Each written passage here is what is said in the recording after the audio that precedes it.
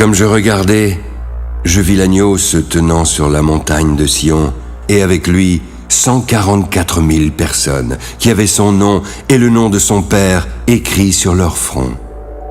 J'entendis du ciel une voix comme un bruit de grosses eaux, comme le bruit d'un grand tonnerre.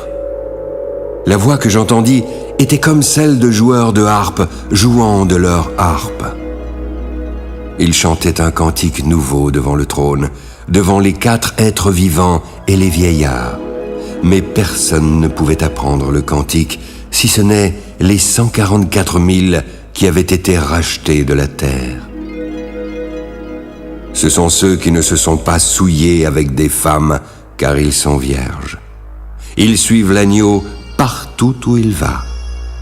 Ils ont été rachetés d'entre les hommes comme des prémices pour Dieu et pour l'agneau. Dans leur bouche, il ne s'est point trouvé de mensonge, car ils sont irrépréhensibles. Je vis un autre ange qui volait par le milieu du ciel. Il avait un évangile éternel pour l'annoncer aux habitants de la terre, à toute nation, à toute tribu, à toute langue et à tout peuple. Il disait d'une voix forte: Craignez Dieu et donnez-lui gloire, car l'heure de son jugement est venue. Adorez celui qui a fait le ciel, la terre, la mer et les sources d'eau.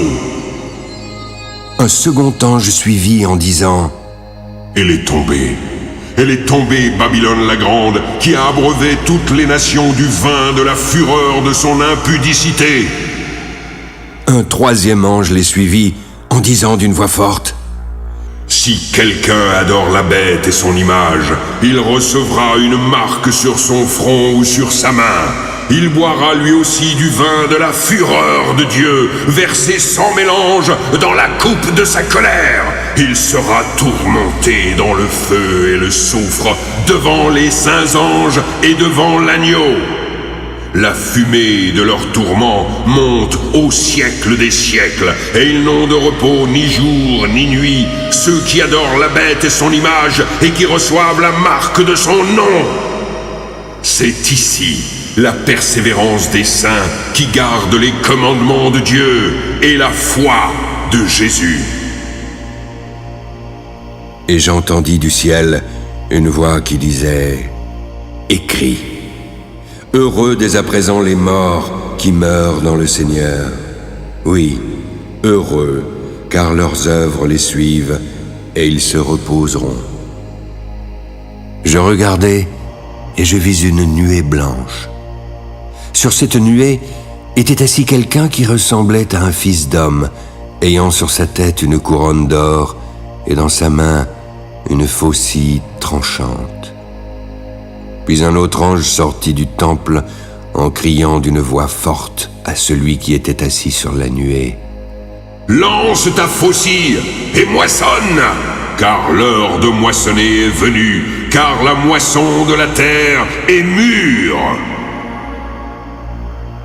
Celui qui était assis sur la nuée jeta sa faucille sur la terre, et la terre fut moissonnée. Un autre ange sortit du temple qui est dans le ciel, en ayant lui aussi une faucille tranchante.